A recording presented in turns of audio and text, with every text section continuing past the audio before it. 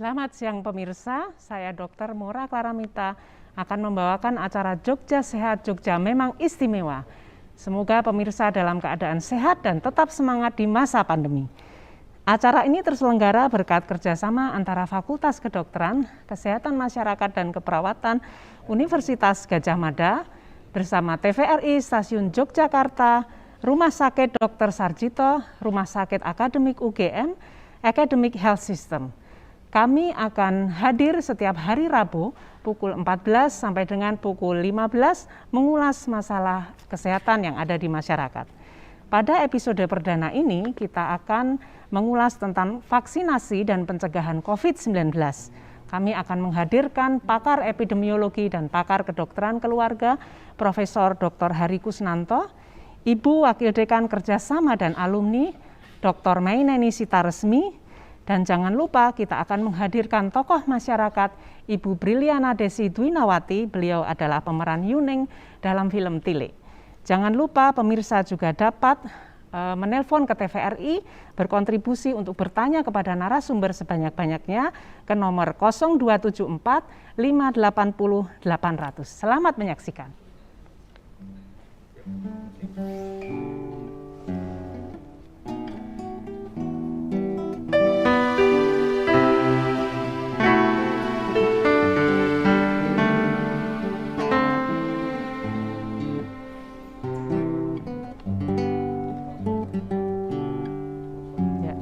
Sudah sore ini Prof. Hari, pasiennya sudah hampir habis ini Prof. Ya, ini jadi petugas kesehatan kalau nggak ada rileksnya bisa stroke sendiri ya. Nah ini baik, COVID tidak pernah ngaso ya, kadang-kadang harus pegang gitar. Ya. Baik, tadi sepertinya ada pasien terakhir tadi mau tanya-tanya masalah vaksinasi ini Prof. Siapa Masih ya? ada yang takut ini tadi Bu. Lansia apa? Bu Bril ini teman saya SD ini Prof. Ya. Pak Dokter. Waduh. Nah, pasiennya pun habis ya? Ini ketamon ini orang yang luar biasa. Monggo Piyayi yang hebat. Nggih. Kok tumben? Ada apa ini? Wah, saya Brilin, saya sampai deg-degan loh. Nggih. Deg-degan barang gimana toh dokter? Ini saya nggak ganggu toh, mau istirahat nggak ini Pak Dokter? Bintang ini film mewah nggak usah istirahat kalau menghadapi Bu Bril ini. Waduh. Matur nuwun sangat bintang loh, film terkenal, ada Terakhir Ziarah ya. Oke. Ada Ubaidah, Marak, Pak Dokter. Marak. Wah, nek marah kayak aku kemekelenteran nganti melu wetenge lorong nggih. Obat stres niku. Nggih. Imune niku tambah nggih toh Pak Dokter. Lah iya betul nggih. Dos pundi Bu Brilin? Pak Dokter, Apa yang kula niku badhe tanglet nggih. Sekarang itu perkembangan COVID-nya itu gimana gitu loh. Perkembangan yang terkini itu loh Dokter. Perkembangan yang terkini. Ya. Kalau saya optimis saja. Perkembangan yang terkini sudah ada penurunan kasus. Kematian di beberapa tempat meningkat lah. Kemarin saya juga kaget di Banten, bukan Bantul loh. Banten kok naik, ya mungkin laporannya juga mengagetkan. Tapi jangan khawatir, kan pemerintah sudah mendukung vaksinasi. Nah, ini sudah vaksin belum? Jenengan? Dokter. Oh, kok wedhos niku nging nopo? Nggak apa-apa karena vaksin itu seperti latihan perang. Jadi kalau perang itu kan tidak langsung menghadapi musuh, tapi dilatih dulu ya. Nembak bukan, kalau latihan perang prajurit itu nembak orang-orangan. Nah ini prajurit itu sel-sel kita di dalam ini nembak virus-virusan gitu ya. Ditembak, nanti kalau kedatangan COVID beneran langsung bisa menghancurkan. Nah itu, tapi jangan lupa kita tetap bergerilya masyarakat ini. Ya, caranya dengan memakai masker, mencuci tangan, menghindari kerumunan, menjaga jarak minimal 1 meter, 1,5 meter, 2 meter. Dan yang terakhir, tidak boleh pergi kalau nggak penting Tidak, toh wah dokter. hebat tenang. Padahal Boten boleh kemarin mudik. Mbak Brilin itu mau liburan sama saya loh itu, Prof. Oh, Ya. lah, Mau mau keluar kemana? kota kita. Iya. Mau reuni SD. Reuni SD Wah. kita. Jangan dulu, nunggu dulu kalau. Oh, nggak boleh ya? Apalagi di daerah merah toh. Oh. Nggih. Nah itu COVID-nya tuh sebetulnya tuh udah hilang apa belum toh dok? Ketok iki kok ya udah aman gitu loh. Lah dari dulu Soalnya Covid ra iurannya- ketok ya. Oh. Kan enggak pernah ketok Covid itu, tapi nyatanya kemarin ada berita, loh suami istri meninggal. Sekarang penularannya itu sudah di rumah tangga, tetapi jangan takut. Yang penting kan kita protokol, divaksin. Kalau divaksin itu memang masih bisa ketularan, tetapi tidak parah sakitnya, ya toh. Riwase Nah, saya tuh gitu. mau dodol jenang lagi loh dok, kalau udah aman itu belum boleh toh berarti? Boleh dodol jenang tapi pakai protokol yang ketat, ya toh. Wah, pakai plastik yang rembiak itu. Oh iya Ya toh, wah, nanti malah apa itu diberi hiasan macam-macam malah orang tertarik, ya toh. Tertarik jenangnya. Iya Gitu. toh dokter. Kalau tertarik karo bubrin, wah tidak boleh lagi, ya toh. Nah, terus saya itu Iya. kan takut toh dokter. Nek divaksin itu loh, lah mesti loro toh dokter. Jarine iki kaya dicokot semut, tapi mesti ndobos toh itu dokter. Lanjut terus gimana gitu loh. Nak jane rasa divaksin nek ya ora apa-apa toh, kok ya mari dhewe kok. Oh ya, tapi ketularannya luwih loro. Oh gitu ya dokter. Iya, kalau di Dan anu gitu, sementing 5 menit hilang. Iki kok keder ki HP ku ki. Wah.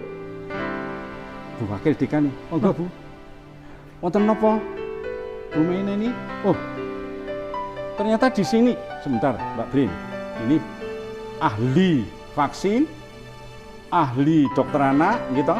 Atasan saya di Fakultas Kedokteran ini kok tumben ini malah mau pinarak sini, monggo kula aturi pinarak. Kebetulan mah dapat Wah, info kebetulan ini ini ada Siang Wah, sonten, nggih. Sugeng siang. wis rawuh ning kene aku sing ngene. kok Hebat. tumben nih kok. Wah, keleresan saya baru sekali ini loh ketemu darat dengan Yuni. Artis. Ya, Bapak film bintang artis film. menika. Nggih. Nggih. Nggih, nggih. Monggo kula Gayeng, aturi ah, mundut Prof. Hari, kursa. Kenapa Ini nih, tadi kok? bicara tentang vaksinasi COVID, Bu Mei. Oh, iya. Tapi mungkin Prof Hari sebelum kita minta penjelasan Bu Mei, sepertinya ada video toh Prof Hari Oh, yang iya. kita mungkin untuk masyarakat Biar itu tambahan, lebih ya. lebih jelas gitu, Prof. Iya, Mungkin bisa disetel betul. dulu videonya. Wah, ini di sini monggo.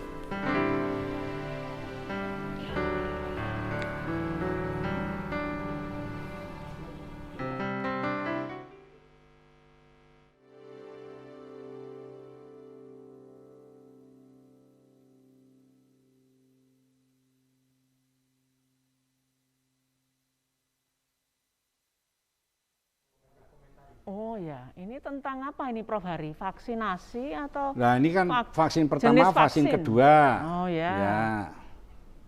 Kita masih pakai Ini loh, Prof. Corona Ini kali. Oh, ini Jadi vaksin butuh kedua, dua vaksin. kali dosis Ya, vaksin. Jadi betul. tidak hanya cukup satu kali.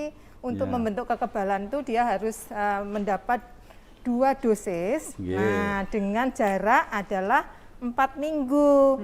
Nah, nanti setelah suntik yang kedua, baru 2 minggu kemudian terbentuklah tentara tadi yang disampaikan oleh Dr. Prof Hari, punya Yeah. kekebalan. Nah, ini makanya kenapa harus 2 kali vaksinasi. Ibarat orang pakai sendal tuh nggak bisa hanya satu saja ya pakai Wah, sendal nggih. ya, yang dilindungi harus dua-duanya. duanya. Nggih. Ya, ya. Nek anu, ini kan belum 60. Apa ya 4 minggu jaraknya? Nggih, memang saat ini antara dosis Nggih. pertama dengan dosis kedua adalah 4 4 minggu. minggu. Memang dulu di awal itu kan 2 2 minggu, minggu, nggih, karena dari ternyata. penelitian memang 2 minggu itu sudah membentuk kekebalan yang cukup. 4 Nggih. minggu juga sama, tetapi dengan dulu kan yang pertama kan kami yang kita semua yang petugas kesehatan memang harus divaksin. Iya. Biar Oke. cepat terbentuk kekebalannya. Sekarang kan sudah mulai lansia, kemudian masyarakat yang sering ketemu Guru, dengan ya. guru dan sebagainya. Nah, supaya tidak bingung sekarang 4 minggu karena 4 minggu juga membentuk kekebalan yang cukup kuat untuk melawan penyakit COVID. Ya. Iya. Nih, kemudian kalau untuk Mbak Brilin katanya ayah handanya kan menderita hipertensi iya. ya. Hipertensi kalau sama gendis itu loh dokter, itu gimana ya? Justru ya orang tua atau orang yang sakit gula, yang punya hipertensi, yang punya asma, itu kalau atau kelainan jantung, kalau dia terinfeksi itu akan memberikan komplikasi yang lebih berat dibandingkan anak yang lebih muda, misalnya 40 tahun yang sehat. Nah, itu mereka-mereka yang sudah tua, yang punya kelainan macam-macam, itu justru kalau sakit malah menjadi berat. Oleh karena itu, maka mereka-mereka itu tetap harus divaksin, tentunya dalam kondisi yang tidak serangan akut. Misalnya asma terkontrol, nggak apa-apa divaksin. Misalnya gula, minum obat teratur, kemudian hipertensi di bawah 180, tidak pada kondisi yang sakit akut, itu boleh divaksin. Tentunya nanti dokter akan melakukan screening dulu. Jadi pada waktu imunisasi kan ada meja, ya, meja pertama pendaftaran, meja kedua adalah tadi di screening. Nah, kemudian baru kalau ini memang tidak ada namanya kontraindikasi, nah, maka kemudian baru disuntik. Nah, setelah disuntik tetap diobservasi dalam 30 menit. Apakah ada tanda-tanda yang mungkin ada efek dari vaksin? Meskipun sampai saat ini alhamdulillah ya aman-aman saja. Kalau sudah Bu pernah Mei, sakit, ya, Prof Hari, sebelum kita bertanya lebih lanjut, sepertinya menarik sekali ini kita Iya, dengarkan waduh. informasi Ya. berikut ini dulu ya, Prof. Ya. Iya.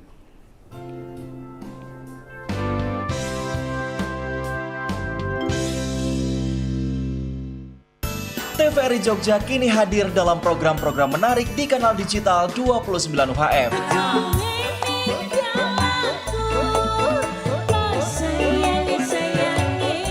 Goyang dalam irama campur sari disertai dengan obrolan asyik. Pendopo Kang Tejo. Rekomendasi ini rasanya jus sembelit lezat kotos saat ini. Referensi kuliner, wisata, produk UMKM hingga komunitas yang ada di Jogja. Jangan lewatkan Blusuan. Siapakah pemenang dari babak pertama hingga babak terakhir? Kuis yang dikemas secara santai dan menghibur. Cantas. Dok, tulungi ora rasis karo Paidi. Ya jelas tak tulungi. Aku tergolong cah entengan kek. Belajar budaya dan bahasa Jawa menjadi lebih menarik dalam program Kuncung Bawo. Jangan lewatkan hiburan yang penuh canda dan tawa. Angkringan. Mutiara kecil berbakat. Kembangkan kreativitas anak generasi maju bersama Mutiara Kecil Berbakat. Saksikan program-program unggulan lainnya di kanal digital 29 UHF. TVRI Jogja memang istimewa.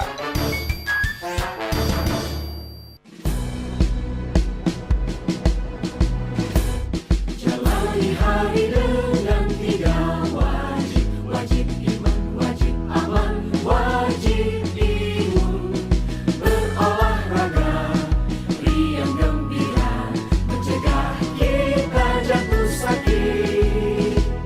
Makanan bergizi tiap hari, tidur cukup itu pasti. Dan janganlah panik, berdoa tiada henti. Wajib iman, aman, imun. Pakailah maskermu, jagalah jarakmu, cuci tanganmu selalu. Kita raih bahagia dengan iman, aman, imun. Badan sehat, bangsa kuat. Kita raih bahagia dengan iman, aman, imun. Badan sehat, bangsa kuat.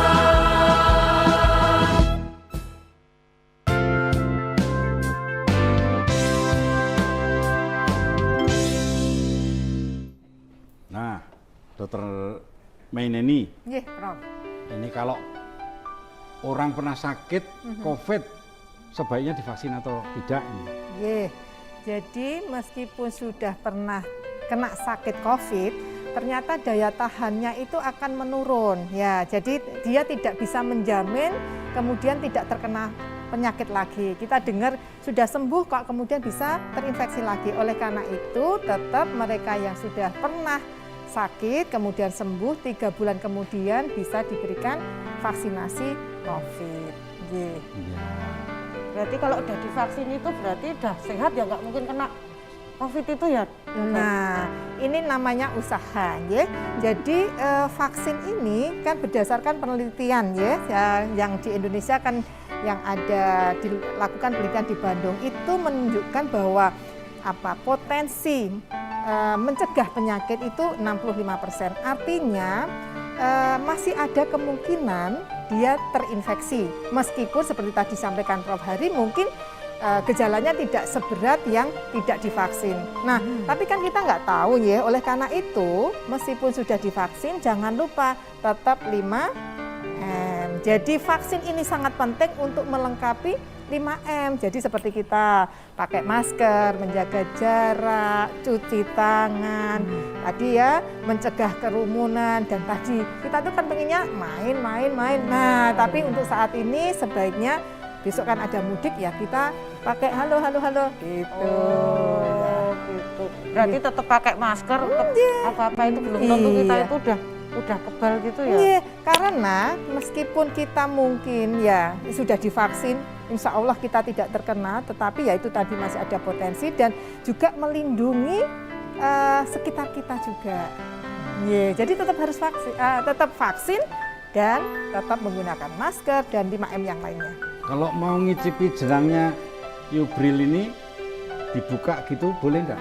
Nggih, mosok nggih masker nggih mboten. Kalau langsung tengah-tengah. Mungkin harus dibolong gini, mungkin apa ya, Dok? Ngicipi harus Gitu ya. Nah, spesial yang penting, ya maskernya. Pareng boleh loh saya nanti dikirimi jenang. Nanti tapi makannya nggak boleh bareng-bareng.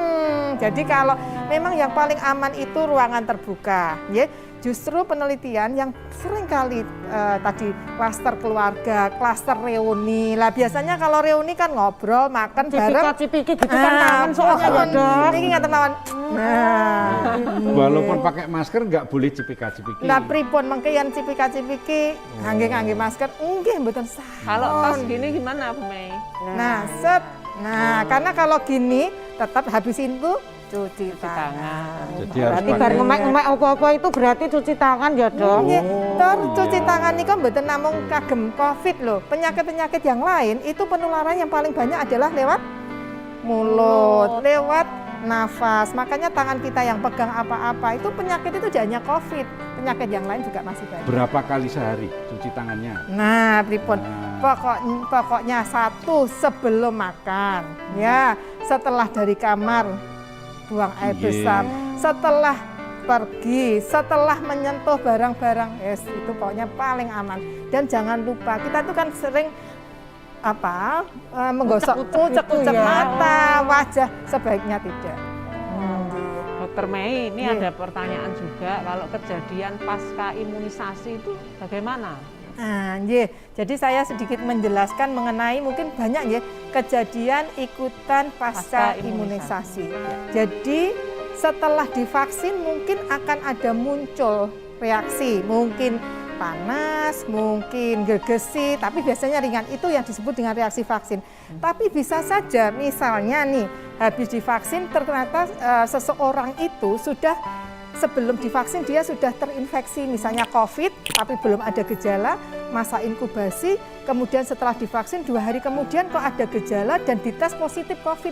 Nah, ini yang disebut dengan KIPI, kejadian ikutan masa imunisasi, tapi bukan karena vaksinnya, tetapi yang disebut dengan kejadian koinsiden atau kebetulan. Jadi pada waktu divaksin dia memang sudah ada penyakitnya. Nah, sehingga tidak semua kejadian ikutan pasca imunisasi itu adalah karena vaksinasi, ya. Karena vaksin yang kita berikan itu adalah virus yang sudah mati, ya, sudah mati sehingga nggak mungkin si vaksin yang disuntikkan itu menjadikan sakit, itu nggak mungkin, ya. Cuma tadi butuh waktu 2 minggu setelah dosis kedua supaya punya kekebalan. Contoh yang lain, habis divaksin si orang ini sebetulnya dia punya kelainan misalnya jantung atau apa yang kondisi ini stabil, tapi bisa saja nyon sewu kan Prof. Hari kan ada ya saudara teman kita tiba-tiba sebelum era vaksin ini tiba-tiba meninggal karena serangan jantung. Nah, ini bukan karena vaksinnya, karena memang kebetulan saja dia bersamaan dengan vaksinasi. Terus kalau habis divaksin itu ada nggak nggak boleh makan ini, nggak boleh minum ini gitu. Wah. Pantangannya ada enggak ya? Mboten nenten, monggo boleh makan apa saja, yang penting bersih. Oh, yang penting kalau beli bayar. Oh lah iya. Oh. Nanti saya dijajak ke dokter kok. Vitamin Vitamin Perlu monggo. nggak? Ya kalau Vitaminnya apa vitamin, itu ya? vitamin itu jadi dalam tubuh kita itu memang setiap hari kita itu butuh vitamin, butuh mineral, tidak ada hubungannya dengan vaksinasi. Nah, oleh karena itu untuk menjaga kebutuhan sebetulnya vitamin mineral itu ada yang sudah ada di dalam makanan, tapi kalau itu kurang baru kemudian kita mengkonsumsi vitamin. Tapi kalau kita yakin makanannya sudah cukup, nah itu cukup. Tidak perlu, tetapi nyun sewu kalau perempuan kita masih menstruasi yang banyak, lah itu mungkin perlu zat besi. Mungkin kita kemana-mana takut kulit kita gosong kan, kekurangan vitamin D, mungkin kita butuh vitamin D gitu. Prof Hari, saya mau tanya nih, Prof Hari kan pakar epidemiologi. Ini sejauh mana efektivitas vaksin yang katanya 70% itu, Prof?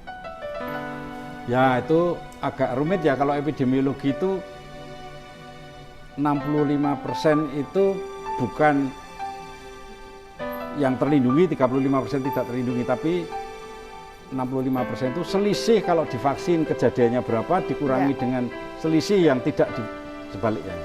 Yang tidak divaksin dikurangi yang divaksin dibagi dengan yang tidak divaksin. Nah, mumet toh. Nah, gampangannya ya wis sudah 5% wae sing terlindungi, 35%-nya enggak gitu. Nah, kalau masyarakat Indonesia yang 300 juta ini bagaimana kemudian kita bisa melindungi? Nah, makanya dihitung 181 juta targetnya untuk divaksin. Tetapi sekarang itu kan tanpa anak-anak di bawah 19 tahun. Ya. Nah, sekarang dicoba kok anak-anak ya divaksin rapopo. Nah, ini perubahannya nanti polisi bisa jadi, ya kan fleksibel ini. Kita belum pernah ngalami pandemi, ya toh. Nanti mungkin anak-anak bisa nggih. Nah, ini terus memang, bagaimana kalau anak-anak ya divaksin? sampai saat ini masih dalam uji coba. Jadi vaksin itu sebelum diberikan ke kita itu nomor satu harus aman dulu. Kemudian yang kedua harus terbukti bahwa itu bermanfaat. Nah, makanya ada penelitian. Sehingga kenapa di awal lansia belum masuk, karena waktu itu penelitiannya belum cukup ya di Indonesia. Sekarang terbukti bahwa vaksin itu aman diberikan untuk orang tua, bahkan orang tua itu membutuhkan lebih karena dia kalau sakit berisiko menjadi berat. Nah, anak-anak ini di beberapa negara sudah mulai melakukan penelitian, tapi kita tunggu dulu karena memang COVID itu penyakit baru, vaksinnya juga baru, sehingga semuanya harus berdasarkan bukti. Ya. Baik, kemudian ada pertanyaan juga mengenai keadaan autoimun ini. Bagaimana Bu Mai apabila seseorang mempunyai kelainan autoimun, apakah juga selayaknya divaksin atau tidak? Ya, jadi memang nanti tergantung individu itu. Untuk memastikan, nah makanya apakah dia kondisi akut jelas nggak boleh. Ya, tapi kalau yang sifatnya stabil, insya Allah boleh. Tetapi yang tentunya yang menentukan itu adalah karena biasanya penyakit autoimun kan kontrol teratur ke dokternya, ya, ke dokter penyakit dalam. Nah, ini dokter ini yang kemudian menentukan, oh kamu boleh, malah penting vaksin. Oh kamu kondisi yang baru akut nggak boleh. Nah, oleh karena itu memang untuk ibu-ibu, bapak-bapak yang sudah rutin berobat ke dokter, maka mungkin akan lebih bagus kalau konsultasi dok, saya itu gimana? Biasanya dokter justru akan, oh kalau ini memang layak divaksin, penting ibu harus vaksin. Ya, tapi kalau ini ditunda dulu. Nah, ini untuk spesifiknya nanti yang menentukan adalah dokter yang merawat. Ya. Pemirsa, jangan lupa ikut berkontribusi dengan menelpon ke nomor 0274 580 800. Di sini ada pakar epidemiologi dan pakar kedokteran keluarga, Profesor Dr. Hari Kusnanto, dan Ibu Wakil Dekan Kerjasama dan Alumni dari Fakultas Kedokteran Kesehatan Masyarakat dan Keperawatan Universitas Gadjah Mada, Ibu Dr. Maineni Sitaresmi, dan ada Ibu Briliana Desi Dwinawati. Ya, mungkin Prof. Hari. Ya, silahkan.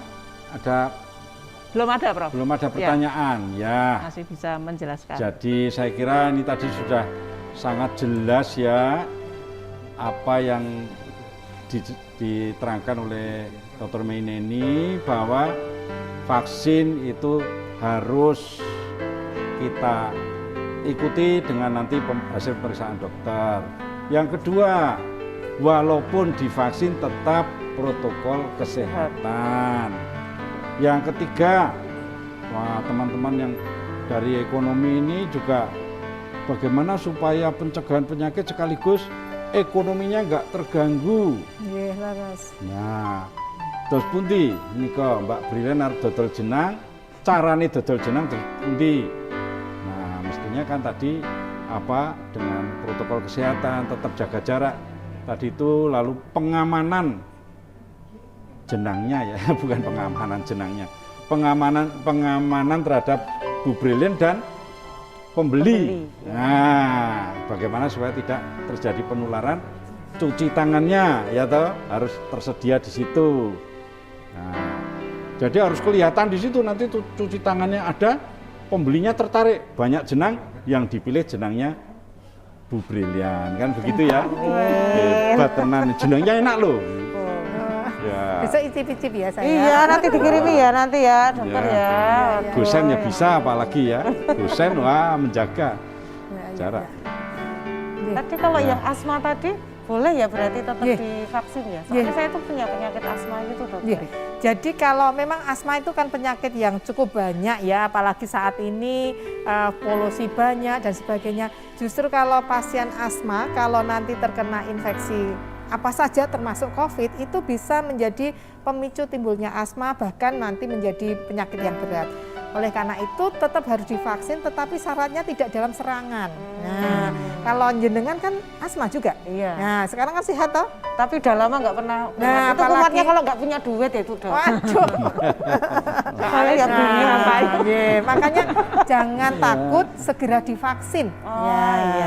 Jadi justru itu menjadi penting sekali untuk pasien-pasien yang punya komorbiditas atau penyakit penyerta. Ya. Baik pemirsa, sekian acara pada sore hari ini. Mudah-mudahan bermanfaat bagi kita semua. Acara ini dipersembahkan kerjasama antara Televisi Republik Indonesia Stasiun Yogyakarta bersama dengan Fakultas Kedokteran, Kesehatan Masyarakat dan Keperawatan Universitas Gadjah Mada. Kita akan bertemu lagi di Rabu tanggal 14 April 2021 pukul 14.30 sampai 15. Terima kasih. Assalamualaikum warahmatullahi wabarakatuh. Waalaikumsalam.